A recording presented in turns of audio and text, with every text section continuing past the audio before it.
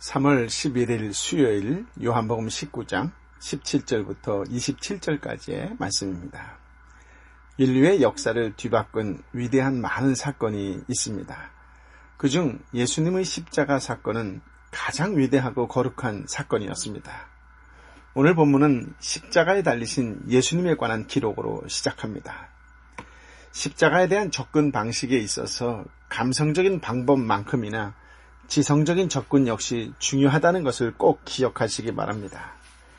십자가는 드라마틱하게 세팅되어 있는 시간과 공간에서 느낄 뿐만 아니라 평범한 일상생활 속에서도 늘 묵상되어야 할 말씀이기 때문입니다. 예수님이 십자가 죽으심을 기록한 사복음서의 저자들은 드라마틱한 영화 감독처럼 십자가의 고통을 극적으로 묘사하는 일에는 참 인색합니다. 특히 요한의 경우에는 오늘 본문의 17절과 18절에서 십자가를 지고 가셨고 십자가에 못 박히셨다라는 사실만 단순하게 언급할 뿐입니다. 사랑의 사도라고 불릴 만큼 감성적인 측면이 강할 것 같은 그가 십자가에 대해서는 유달리 감성적인 부분을 대폭 제해버린 것이 특이하다면 특이할 것입니다. 그렇다면 그 이유가 무엇일까요? 어떤 학자들은 이미 다른 복음서 기자들이 십자가의 고통에 대하여 언급했기 때문에 그 끔찍스러운 광경을 더 길게 묘사하고 싶지 않았을 것으로 추측합니다. 그러나 다른 복음서에서도 십자가의 고통에 대한 시청각적인 묘사는 상당히 부족합니다. 만약 요한이 십자가의 고통 자체에 관심이 있었다면 그 고통에 대해 좀 더 보충해서 묘사할 필요가 있었습니다.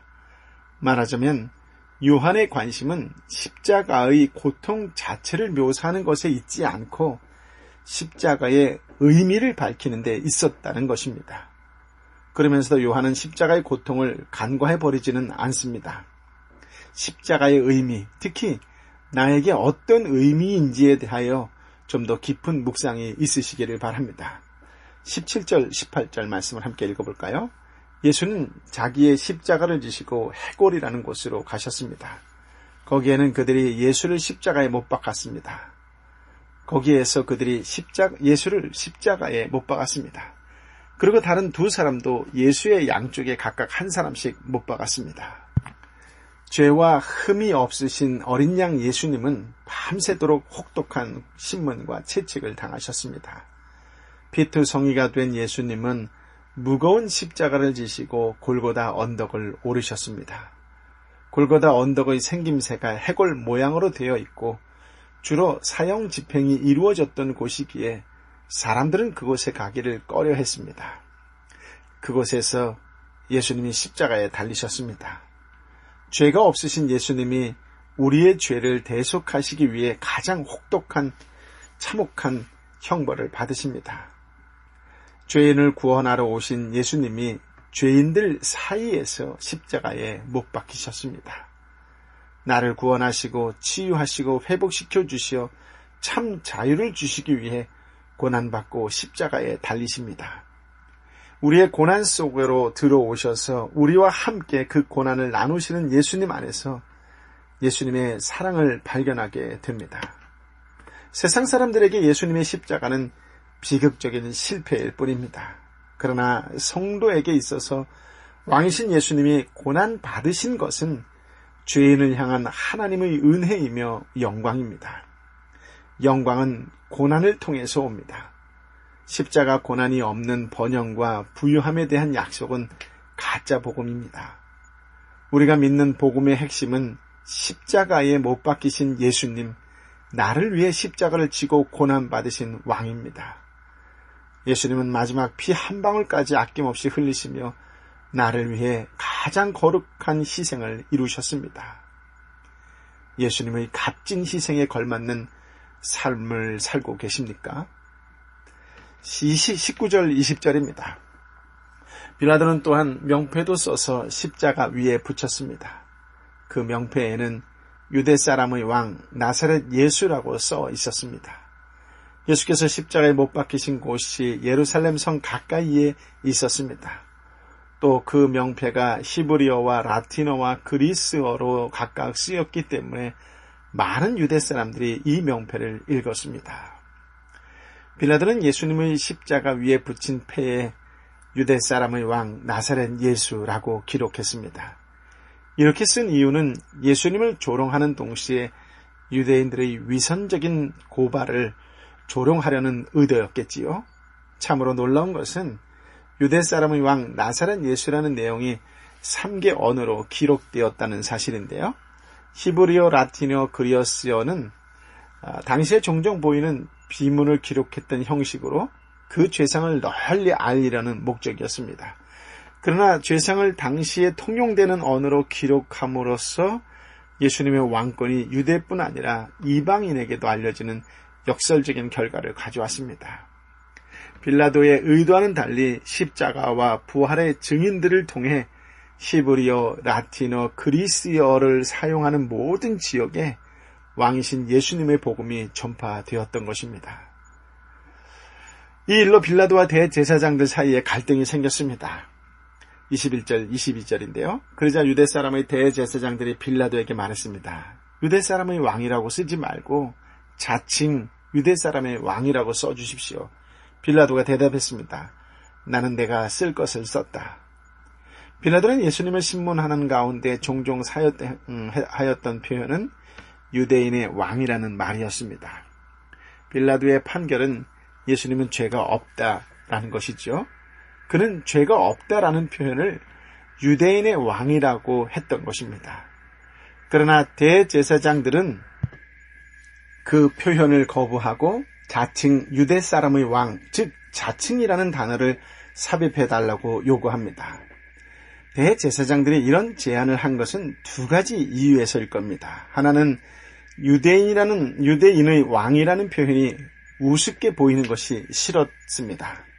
또 하나는 예수님께 처절한 패배자, 거짓말쟁이, 이단자라는 오명을 붙이고 싶었기 때문이지요.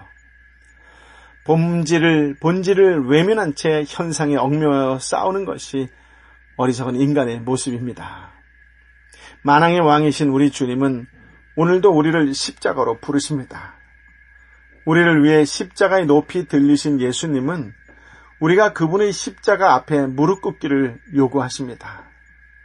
요즘 같은 세상에는 마치 하나님은 침묵하신다거나 일하지 않으신다고 생각할 때가 있을 것입니다. 세상 사람들은 자신이 이 세상의 주인인 듯 행세합니다. 그러나 그렇게 어두운 현실 속에서도 하나님은 여전히 일하시고 계심을 확신하십시오. 현실의 먹구름이 하나님의 섭리를 방해할 수 없습니다. 어떤 상황에서도 예수님을 인정하는 것이 중요합니다. 날마다 예수님을 알아가는 열심이 필요합니다. 먹구름 뒤에서 통치하시는 예수님을 바라보는 믿음의 사람이 되시기 바랍니다. 예수님은 나의 주요, 나의 왕이심을 선포하며 인정하는 분명한 신앙 고백이 있어야 합니다. 어려운 상황과 바쁜 일과 속에서도 십자가에 달리신 예수님을 깊이 묵상하고 그분에 대한 신앙 고백대로 살아가야 합니다. 십자가에 못 박히신 예수님은 단순히 유대인의 왕만이 아니십니다. 모든 믿는 자들의 왕이시지요. 우리는 잘못된 현실에 순응하며 살아가는 자가 아닙니다. 어두운 현실을 열어젖히고 고난을 영광으로, 조롱을 승리로 바꾸어 주실 만왕의 왕이신 예수님을 따라 살아야 합니다. 이것을 확신하고 그 믿음을 고백하며 예수님의 피 묻은 십자가를 붙들고 오늘도 당당하고 담대히 살아가시기를 우리 주님 예수 그리스도의 이름으로 축복합니다. 아멘. 23절, 24절인데요. 군인들은 예수를 십자가에 못 박고 예수의 옷을 넷으로 나누어 각각 하나씩 갖고는 속옷까지 가져갔습니다. 이 속옷은 이음새 없이 위에서 아래까지 통으로 짠 것이었습니다. 그들이 서로 말했습니다. 이것을 찢지 말고 누가 가질지 제비를 뽑자. 이것은 성경 말씀을 이루려는 것이었습니다. 그들이 내 겉옷을 나눠가지고 내 속옷을 놓고 그 제비를 뽑았다. 24절의 말씀은 시편 22편 18절이 예수님으로 인해 성취되었음을 보여줍니다. 즉 십자가를 둘러싼 이 복잡한 상황 속에서도 예수님은 여전히 신실하게 하나님 말씀대로 구원을 이루고 계십니다. 예수님은 이 땅에서 아무것도 소유하지 않으셨습니다. 십자가를 지실 때 입고 계시던 옷마저 빼앗기셨습니다. 군인들은 제비를 뽑아서 예수님의 옷을 가져갔습니다. 당시에는 옷감이 귀했기 때문에 사형수들의 옷을 병사들이 나눠 가졌습니다. 예수님은 십자가 위에서 한 번에 숨을 쉬기 위해 몸부림치고 계십니다. 그런데 십자가 밑에서는 예수님을 못 박은 병사들이 피 묻은 예수님의 옷을 갖겠다고 제비뽑기를 하고 있습니다. 예수님은 십자가 위에서 고통스럽게 가장 거룩한 임종을 맞고 계십니다. 그런데 십자가 밑에서는 가장 저속한 거래가 진행되고 있습니다. 이 놀라운 장면을 바라보는 여러분은 지금 무엇을 추구하며 살아가고 있습니까? 거룩입니까? 욕심, 욕망입니까? 주님이 사랑을 베풀어 주시는 자리에서 지금 무엇을 하고 있습니까? 25절부터 27절까지의 말씀을 함께 읽어보겠습니다. 예수의 십자가 곁에는 예수의 어머니와 이모와 글라바오의 아내 마리아와 막달라 마리아가 서 있었습니다. 예수께서는 자기의 어머니와 그 곁에 사랑하는 제자가 서 있는 것을 보시고 어머니에게 말씀하셨습니다. 어머니 보십시오. 당신의 아들입니다. 그리고 그 제자에게는 보아라 내 어머니이다라고 말씀하셨습니다. 그때부터 그 제자는 예수의 어머니를 자기 집에 모셨습니다. 예수님의 십자가 곁에는 4명의 여인이 있었습니다. 공간복음에 의하면 갈릴리에서 예수님과 함께 온 많은 여인이 멀리서 십자가에 달리신 예수님을 바라보고 있었습니다. 그러므로 모든 여인이 십자가 곁에 있었던 것은 아닙니다. 4명의 여인이 십자가에 달리신 예수님 곁에 있었다는 사실은 그들이 예수님을 향한 사랑과 내면의 용기로 십자가에 가까이 갔음을 강조해 주는 것이지요. 예수님은 지상에서의 마지막 삶을 마치는 순간에 어머니를 향한 아들의 사랑을 보여주십니다. 자신이 돌보지 못한 어머니 마리아를 요한에게 부탁하신 것입니다. 당시에 예수님에게는 동생이 있었지만 아직 예수님을 믿지 않았기에 요한에게 맡기신 것으로 생각합니다. 마태복음 12장 49절 50절 말씀에 보면 예수님에게 가족이란 하늘에 계신 아버지의 뜻대로 하는 자가 내 형제요 자매요 어머니다 라고 하셨습니다. 제자의 길은 바로 예수님의 마음을 이해하는 것입니다. 그 마음을 받드는 것입니다. 예수님의 슬픔, 예수님의 아픔, 예수님의 간절한 마음을 받드는 것입니다. 그것이 주님을 사랑하는, 주님이 사랑하시는 제자가 되는 길입니다. 여러분은 제자입니까? 주님, 그 어느 때보다도 귀한 말씀을 우리에게 허락하여 주셔서 감사합니다. 사랑하는 주님, 죽음을 죽음으로 정복하시어 오늘 우리에게 풍성한 생명, 영생을 약속하시고 부어주신 주님을 찬양합니다. 내 삶 전체를 드려 주님께 감사드립니다. 십자가의 사랑이 추상이나 관념 그리고 감상적이지 않기를 원합니다.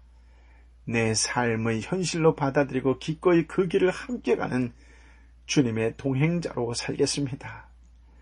4명의 여인들처럼 예수님을 사랑하는 마음과 내면의 용기로 십자가 앞으로 나아가 주님을 바라보는 삶을 살겠습니다. 풍성한 사랑을 받은 자로 이제 하나님을 사랑하는 마음으로 이웃을 세심하게 돌보는 사랑의 사람, 믿음의 사람으로 살겠습니다. 믿음으로 하나 되는 교회 공동체를 소중히 여기겠습니다. 연약한 지체가 주인공이 되는 교회를 만들겠습니다.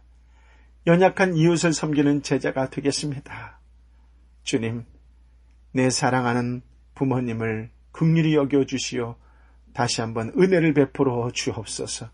강건하고 평안케 하여 주옵소서.